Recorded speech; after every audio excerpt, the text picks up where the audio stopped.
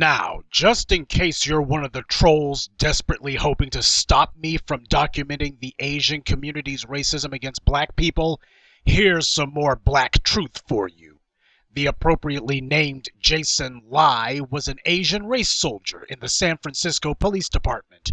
San Francisco, you'll recall, was one of the main cities where anti-black Asian racists came out in droves to protest the rightful conviction of a racist killer, Peter Lai. Well, Jason Lai was forced to resign this month after he was accused of raping an unidentified woman August 2nd of last year. The woman went to the hospital on August 7th, but refused to make a report to the cops who were there. And can you blame her?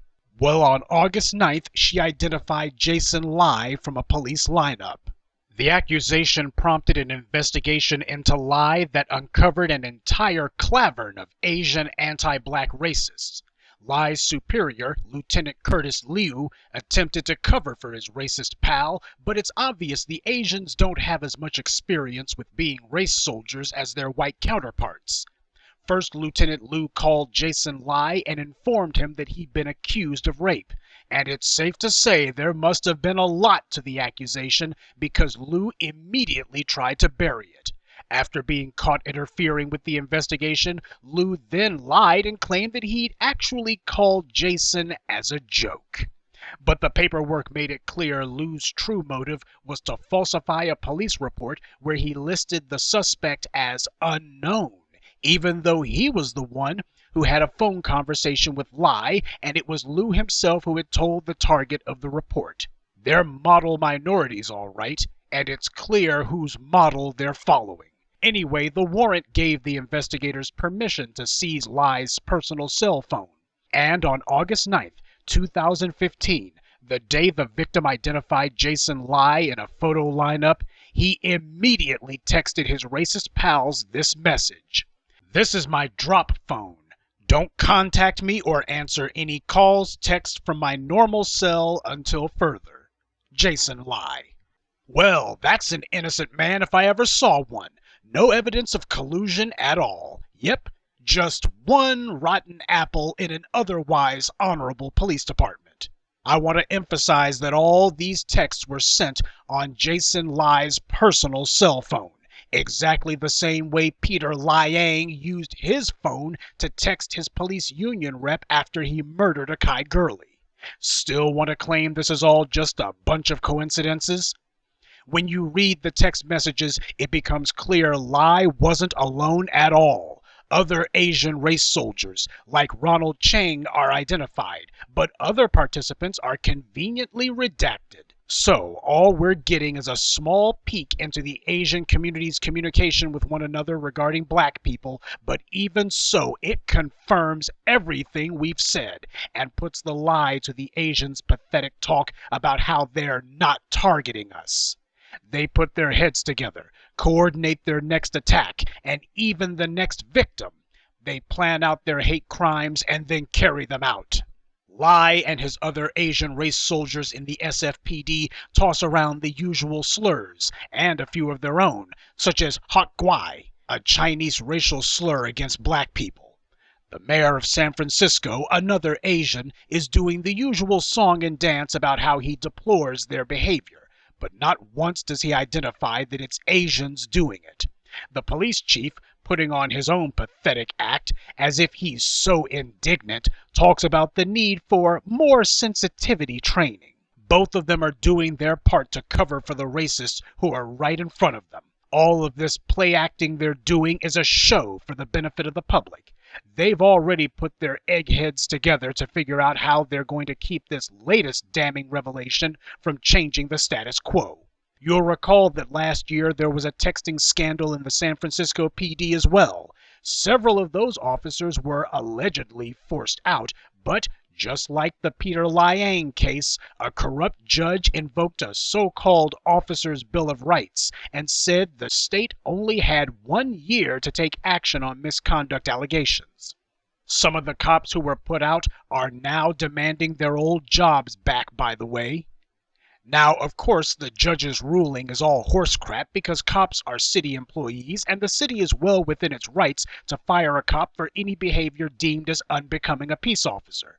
But this isn't about law, it's about white supremacy protecting its foot soldiers. The race soldiers figured out long ago that when they've gone too far, they have to put on a show trial to placate the public. As soon as the court gives a guilty verdict, the public goes back to watching TV as if nothing had happened. No one hangs around to see if the judge is going to try to pull a fast one at sentencing. No one watches to see if a corrupt appeals court breaks the law and sets a criminal loose. The white and Asian anti-black racists are operating out of the same playbook and are already moving to do the exact same scheme here because they allowed Lieutenant Liu to retire from the force, and they have all but said that there is going to be no serious charges filed against him. And as for Jason Lai, about the only thing he's looking at is an arraignment for an unrelated charge due to his having illegally accessed DMV records on May 3rd of last year. And just like with Peter Liang, we're being told that even though these text messages sent when Lai thought no one would know don't tell us who and what he truly is. Sounds kinda like accident, not a crime, now doesn't it? The crooked head of the SFPD's union claims this is only a handful of officers, but then again, we've only had 2 real investigations into the culture of racism by whites and Asians in that department, and those 2 probes have already found almost a dozen racist cops. And these aren't just rookies or patrolmen or 911 dispatchers either.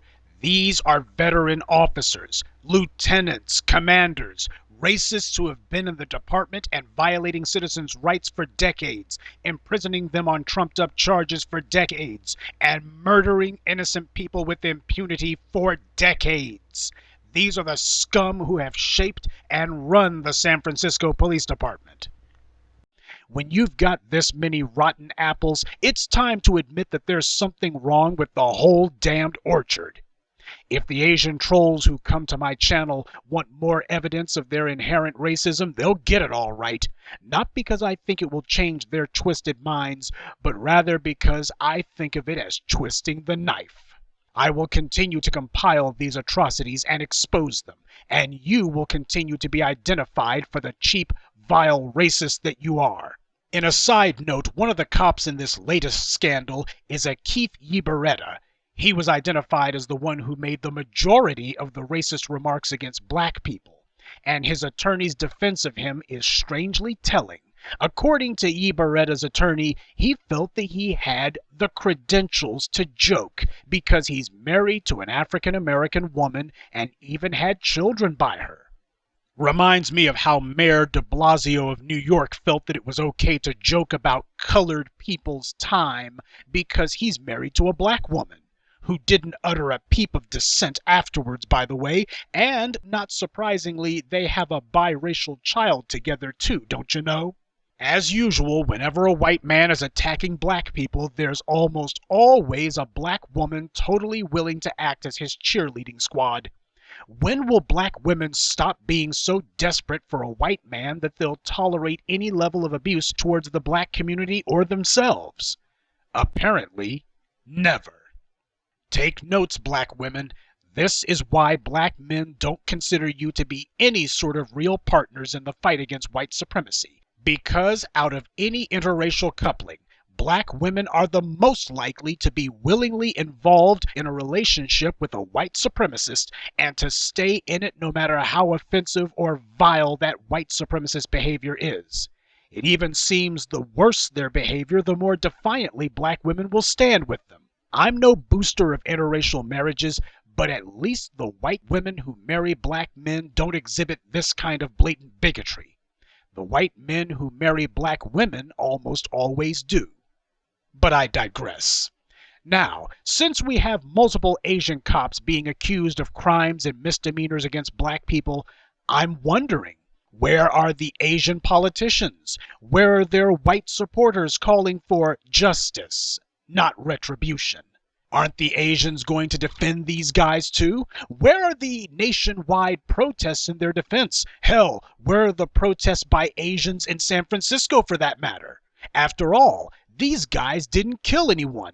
Raped, but not killed. It was all a bunch of ribald, good-natured jokes, right? No crime was committed here, right? Aren't they going to try some sort of half-assed free speech defense? They're always good for that. Will we see media whores like Jessica Hong and Shirley Ng lying through their teeth yet again and telling us that these Asian officers are being used as scapegoats? Will the Asians try to tell us again that these racist bastards are being made to pay for the crimes of an entire nation? What, Asians were scapegoats a month ago but not this month? We aren't hearing a peep from the Asians. Not one of them is willing to stand with the black community, though. Not one of them is calling for justice for the black citizens of San Francisco. I thought the Asians were motivated purely by a keen sense of propriety and fair play.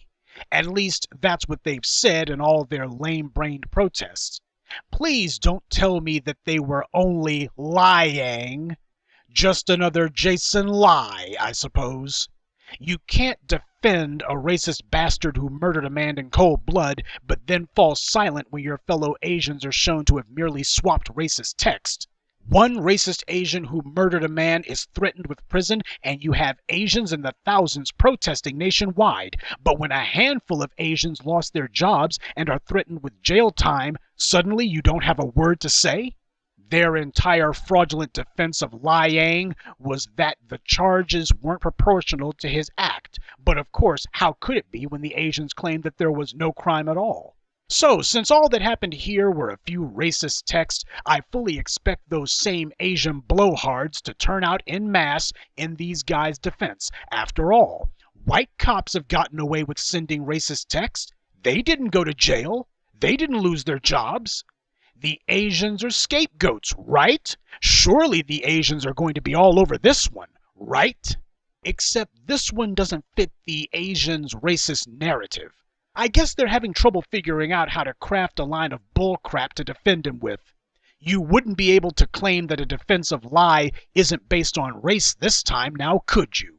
You see, the reason they're being so quiet isn't because of anything that Lai, Lu, or the rest of the East Asian clan have done. The reason this time is that they would have to show who they really are, and by not standing by the racists, they have already exposed their hypocrisy. The Asians understand completely the kind of cynical racist game that they're playing, and they can only do it when they've got the right kind of cover to hide behind. So they'll get out there so long as the evidence of Asian racism isn't too damning, or when they perfect a line of rhetoric that will allow them to push yet another thinly veiled racist campaign against us. And I'm sure there will be another racist Asian cop killing, raping, or assailing black people before too long. That train is never late. But then again, there's a large number of Asians in the Bay Area, particularly in the courts. Even if these scumbags go down for this, they've got an entire support apparatus who will pull strings in their favor as well. You see how the evil of Asian racism against black people works. These are not isolated incidents. This is their standard operating procedure. They're literally working according to a formula. In this case, all the parts necessary to engineer a Peter Lai-Yang style perversion of the course of justice weren't there, but they'll be working on that so that in a few more months, when the next gaggle of Asian racists are exposed, they'll be able to ensure that there's not so much as an investigation. As Jason has always told you, racism is a group sport. Find one race soldier and you're absolutely guaranteed to find tons of others, because that's how racism works. This is organized crime in the purest sense. I hope you also notice how the white media is attempting to use Asians as their newest stalking horses against black people. They report on these stories, but they are very careful to never mention that the racist cops are Asian. They put the emphasis on the crime, not who committed it. This is meant to give cover to Asian racism, and don't think the Asians don't know it. They would be severely undercut if Asian racism was fully exposed. Only a fool would even attempt to deny it now.